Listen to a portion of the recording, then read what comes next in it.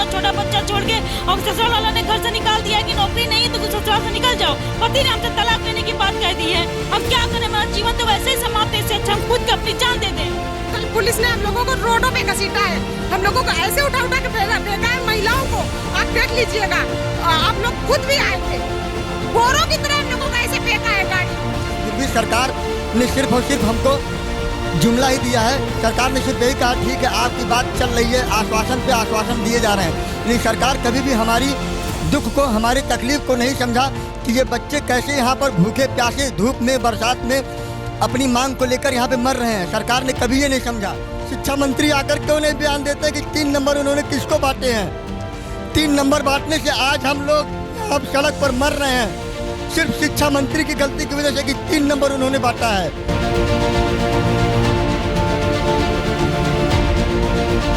तो ये जो अभ्यर्थी ऊपर चढ़े हैं, हम कुछ इन अभ्यर्थियों से भी बात करने की कोशिश करेंगे। अपनी जान को खतरे में डालकर ये क्यों ऊपर चढ़े हैं। ये बारिश का टाइम है, यहाँ खूब सारे पेड़ भी लगे हुए हैं, तो थोड़ा सा हम इनसे भी जानने की कोशिश करेंगे और हम भी थोड़ा सा ऊपर जाकर इनसे गुफ्तगू करने की कोशिश करेंगे। लेकिन हम ज़्यादा ऊपर नहीं जाएंगे क्योंकि जो है खतरा हमारे लिए भी है। ये लोग तो अपना खतरा लेके ऊपर चढ़े हुए हैं, तो हम आइए इनसे देखते हैं कि इनका क्या कहना है।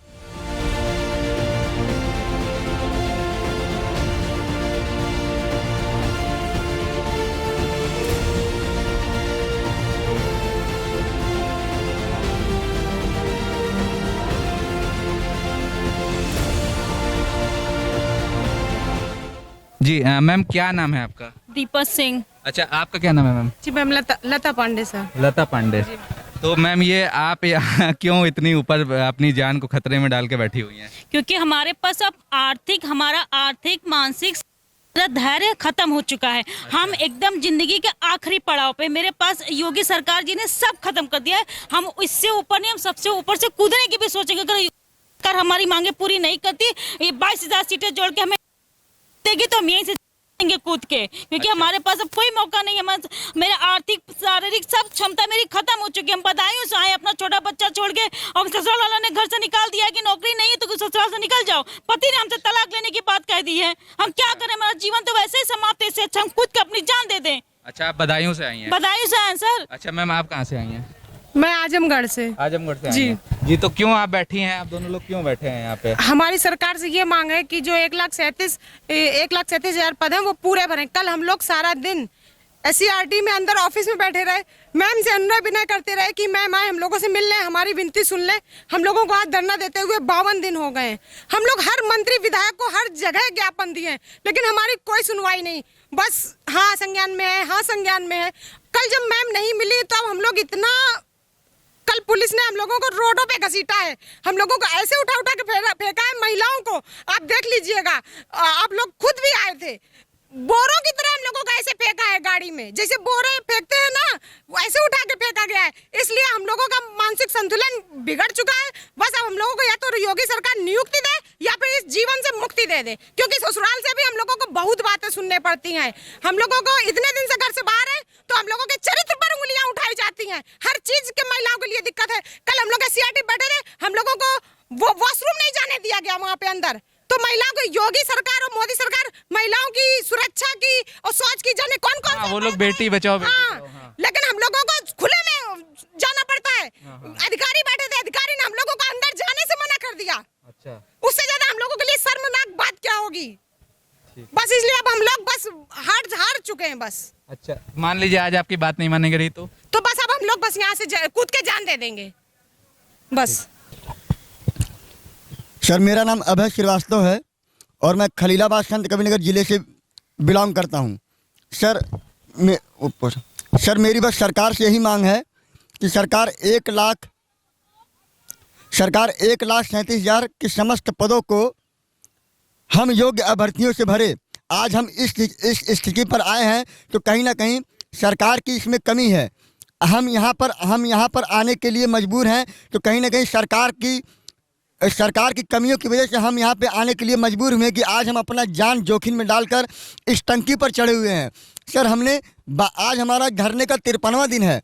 हाथ जोड़कर हम सरकार से सिर्फ अनुनय विनय करते रहे कि सर हम योग्य अभ्यर्थी हैं और हमारी मांग को स्वीकार कीजिए। हम कोई गलत मांग नहीं कर रहे हैं। हम आपके कटाव पे पास हुए हैं। हम 90-97 कटाव को क्वालिफाई किए हैं, फिर भी सरकार ने सिर्फ और सिर्फ हमको जुमला ही दिया है। सरकार ने सिर्फ यही कहा ठीक है आपकी बात चल रही है, आश्वासन पे आश्वासन दिए जा रहे हैं। यानी सरकार कभी भी हमारी दुख को, हमारी तकलीफ को नहीं समझा कि ये बच्चे कैसे यहाँ पर भूखे प्यासे धूप में बरसात में अपनी मांग को लेकर यहाँ पे मर रहे हैं। सरकार ने कभी ये नहीं समझा और आज हम यहाँ पर विवश हैं, यहाँ पे मरने के लिए विवश है, तो सिर्फ और सिर्फ सरकार की वजह से। अगर सरकार हमारी बातों को मान लेती तो हम आज ये अपने परिवार को, अपने घर परिवार को, अपने माँ बाप को छोड़कर यहाँ पे नहीं चढ़ते। हमें अपने माँ बाप की याद आ रही कि हम यहाँ पे चढ़े हुए हैं अपनी मांग को लेकर। कहीं ना कहीं सरकार इसमें हर हाल में जिम्मेदार है। जो चीज़ें सरकार ने कही, जो चीज़ें सुप्रीम कोर्ट ने कहा कि 1,37,000 के पदों को 2 क्रमागत भर्ती में भरा जाए, आखिर में 72,825 की सीटें 68,000 में 68,500 में कैरी फॉरवर्ड किया इन्होंने।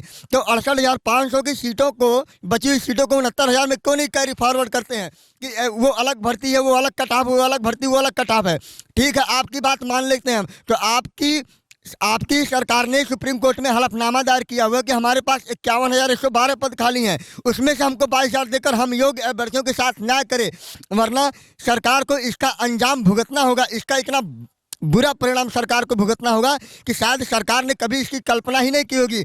आज योगी जी हमारी बात नहीं मान रहे हैं। आज योगी जी जिस हमारी बातों को नहीं स्वीकार कर रहे हैं, जबकि हम गलत मांग नहीं मानते हैं। मैं योगी जी का समर्थक हूँ, मैं बीजेपी का समर्थक हूँ, लेकिन हम नहीं जान रहे थे कि बीजेपी सरकार इस तरीके से सवर्ण विरोधी है कि सवर्णों के साथ अन्याय करेगी। मैं कभी नहीं जाना था कि जो सरकार सवर्ण के साथ चलती है, जिस सरकार के साथ हमेशा सवर्ण रहता है, वही सरकार सवर्णों के साथ इतना बड़ा अन्याय करेगी कि सवर्णों के साथ इस तरीके का दुर्व्यवहार कर रही है कि आज हमारे सवर्ण भाई और ओबीसी एससी भाई आज अपनी जान जोखिम में डालकर सरकार से मांग कर रहे हैं कि आपसे हाथ जोड़कर अनुनय विनय कर रहे हैं कि हमारे 1,37,000 के जितने भी खाली पद हैं उनको हम योग्य अभ्यर्थियों से भरे, नहीं तो हम कुछ गलत कदम उठाने पर विवश हो जाएंगे और इसका सिर्फ और सिर्फ जिम्मेदार सरकार योगी सरकार होगी, मोदी सरकार होगी। जहाँ पे बेटी बचाओ बेटी पढ़ाओ का अभियान चलाया जाता है, वहाँ पे बेटियों को घसीटा जाता है। प्रशासन हमको कहती है कि तुम लोग धरना बंद करो, नहीं तो तुम्हारे ऊपर FIR कर देंगे, तुम्हारा जीवन बर्बाद कर देंगे। हम क्यों माने? हम योग्य हैं, हमने परीक्षा क्वालिफाइड की है, हम क्यों माने? हम कोई गलत मांग कर रहे हैं सरकार से? हमने तो सरकार से कभी नहीं कहा कि सरकार आप कटाव घटाइए। हम तो ये कह रहे हैं कि सर हम आपके कटाव पे पास हैं, हम आपके मानक पे पास हैं, हमें नियुक्ति प्रदान कीजिए। बस हम सरकार से यही कहना चाह रहे हैं कि सरकार हमारी मांग को पूरी करे, हमें कुछ पर विवश न करे कि जिससे हमारा जीवन हमारा बर्बाद हो जाए। शिक्षा मंत्री ने तो हमारा जीवन बर्बाद किया। 3 नंबर काम शिक्षा मंत्री आकर यहाँ पर बताए 3 नंबर उन्होंने किसको कॉमन दिया है, किन चोरों को उन्होंने भर्ती किया है 3 नंबर कॉमन देकर।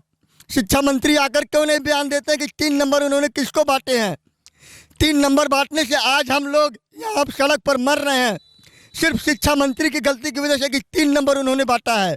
अगर वो 3 नंबर नहीं बांटते तो हम लोग आज अपने अपने विद्यालय में होते, लेकिन 3 नंबर बांटकर शिक्षा मंत्री ने हम लोगों के साथ अन्याय किया। जिस क्वेश्चन पे उनको नंबर देना चाहिए तो उस क्वेश्चन पे नंबर ना देकर क्वेश्चन आउट ऑफ सिलेबस बताया। अगर आपने क्वेश्चन आउट ऑफ सिलेबस बताया तो 147 पर मेरिट बनाते, 147 पर मेरिट बनाते। आपने 3 नंबर किसको दिया मंत्री जी? माननीय सतीश द्विवेदी जी, आपने 3 नंबर किनको बांटे? किन चोरों को आपने 3 नंबर बांटा और किन चोरों को आपने शिक्षा विभाग में नौकरी दी? आप हमको बताइए पहले।